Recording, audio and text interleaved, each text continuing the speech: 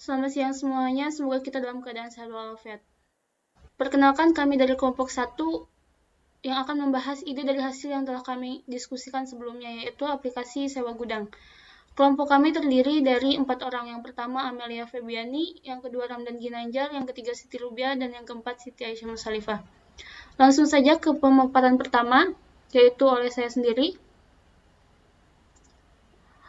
Pertama, tentang brief, bagaimana mendukung pertumbuhan bisnis sewa barang dengan memperluas jangkauan pelanggan dan meningkatkan pengalaman pengguna yang menyenangkan, efisien, serta aman.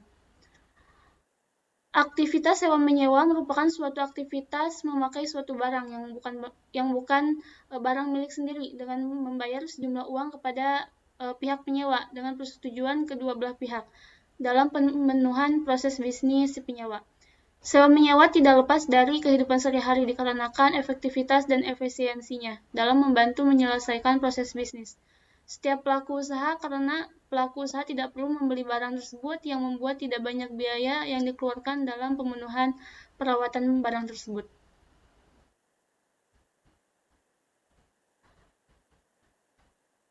Adapun kekurangan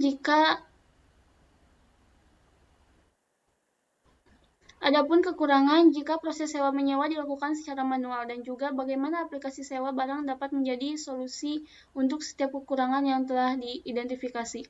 Pertama yaitu sulitnya melakukan pencarian barang dan penyewaan. Solusi aplikasi sewa barang ini dapat menyediakan fitur pencarian yang efisien. Pengguna dapat dengan mudah menemukan barang yang mereka butuhkan melalui antarmuka yang ramah pengguna dan fitur pencarian yang canggih. Kedua, sulitnya manajemen penyewaan dan bergantung pada komunikasi langsung. Aplikasi ini dapat memberikan platform terpadu untuk manajemen penyewa. Ini termasuk melacak status pesanan, mengelola pembayaran, dan memberikan informasi yang diperlukan tanpa harus bergantung pada komunikasi langsung yang mungkin kurang efisien. Yang ketiga yaitu kurangnya ulasan atau kepercayaan.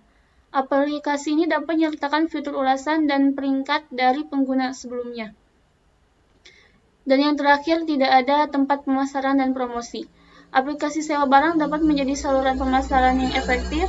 Penyedia jasa dapat memanfaatkan aplikasi untuk mempromosikan barang. Lanjut ke pemaparan yang kedua yaitu oleh Siti Rubiah. Bismillahirrahmanirrahim. Adapun user flow dari aplikasi gudang sewa. Yang pertama, user flow dari registrasi. Yang pertama, user masuk ke halaman splash screen atau halaman awal dari aplikasi. Kemudian user bisa memilih untuk login atau registrasi. Jika belum memiliki akun, maka user harus registrasi terlebih dahulu dengan cara mengisi form pendaftaran. Kemudian setelah form pendaftaran diisi, user berhasil membuat akun. Kemudian ada user flow login. Pada user flow login ini, user masuk ke halaman splash screen, kemudian memilih login atau registrasi. Karena sebelumnya sudah membuat akun dan registrasi, maka si user langsung login. Login dengan cara memasukkan username dan password. Kemudian setelah memasukkan username dan password, kemudian oleh aplikasi akan divalidasi apakah username dan passwordnya sudah sesuai atau tidak. Jika tidak, maka akan dikembalikan untuk memasukkan ulang username dan password. Jika sudah sesuai, maka sistem akan memasukkan user ke dalam aplikasi. Kemudian ada user flow sewa. Pada user flow sewa, yang pertama user akan masuk ke dalam halaman beranda. Kemudian user memilih kategori barang. Kategori barang yang tersedia yaitu alat kemah, kamera, event, kendaraan, mainan anak, komputer, dan guru. Setelah memilih kategori barang, kemudian masuk ke dalam katalog kategori barang. Kemudian setelah masuk ke katalog, user memilih barang. Dalam pemilihan barang ini, user bisa menambahkan ke wishlist, sewa barang, kemudian memasukkan ke dalam keranjang, atau membagikan barang tersebut. Kemudian user bisa melihat deskripsi dari barang tersebut. Kemudian dari user sewa barang bisa mengatur kualitas barang, rincian waktu sewa, memilih pengiriman, dan metode pembayaran. Setelah itu user membayar sewa. Setelah itu, user memverifikasi pembayaran dan pembayaran berhasil. Adapun sitemap atau diagram yang menggambarkan sebuah urutan atau alur dari sebuah aplikasi sewa gudang yang akan digunakan oleh user adalah sebagai berikut. Yang pertama yaitu ada beranda. Dari beranda ini ada pilihan kategori dan populer hari ini. Kemudian ada keranjang, di mana keranjang itu ada hapus, rekomendasi untukmu, dan ubah. Kemudian ada favorit. Di favorit ini kita bisa memfilter. Kemudian di akun saya ada registrasi, profil, kemudian login dan logout. Mungkin selanjutnya akan dilanjutkan oleh Amelia Pepiani. Selanjutnya untuk prototype, di sini tampilan awal ada splash screen. Kemudian nanti masuk tampilannya seperti ini. Kemudian nanti pengguna baru harus masuk akun dulu. Terus masuk di sini, bagi yang sudah mendaftar bisa langsung login, dan jika tidak bisa buat akun dulu. Nah, di sini untuk mendaftar kita bisa langsung masukkan email dan kata sandi dan bisa langsung login. Nah, di sini kita bisa memilih beberapa kategori. Di sini kita coba untuk ke kategori kamera. Kemudian kita pilih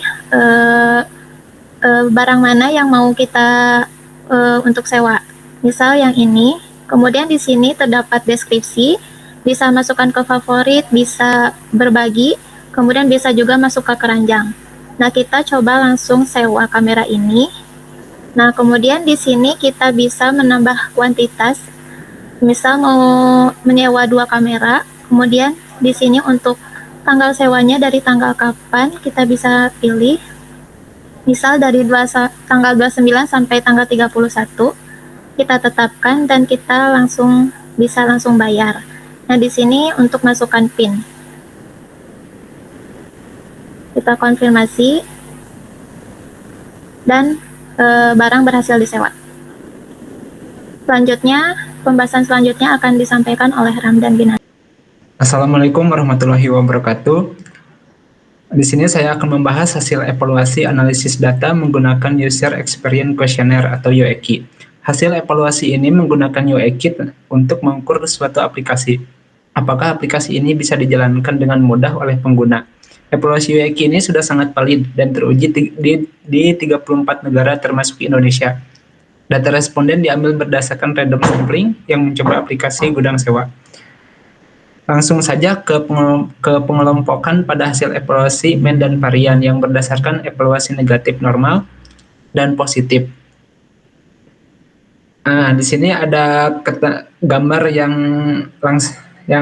sudah di comparison to benchmark, yaitu ada variabelnya, daya tarik, kejelasan, efisiensi, ketepatan, simulasi, dan kebaruan. Di sini juga ada nilainya, yaitu 1,55, 1,84, 1,69, 1,56, 1,53, dan 1,27. Ketika 1,50 ke atas atau 1,50 ke bawah itu berkategori sangat tidak baik, maka harus ada perbaikan.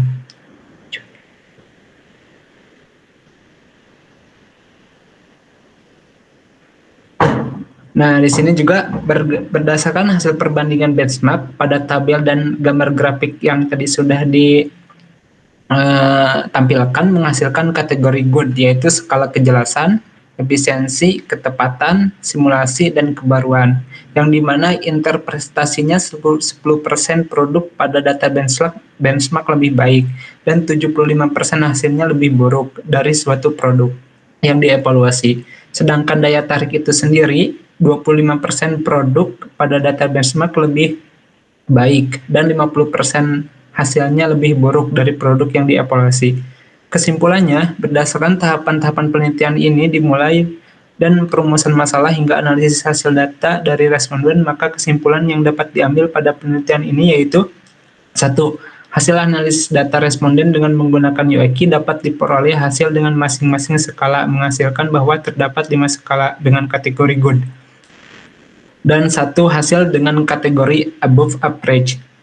Yang kedua, dari hasil yang didapat dan dilakukan pengecekan ulang pada hasil mean dan varian berdasarkan 3 kelompok skala daya tarik hedonic dan quality yang terdiri dari daya tarik sudah berkategori cukup tetapi masih memiliki nilai rendah atau kurang, maka hasil yang didapat bisa dijadikan sebagai rekomendasi terhadap pembaruan aplikasi gudang sewa.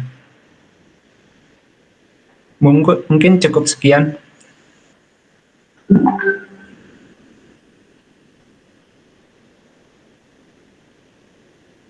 Mungkin itu saja presentasi singkat dari kami. Wassalamualaikum warahmatullahi wabarakatuh.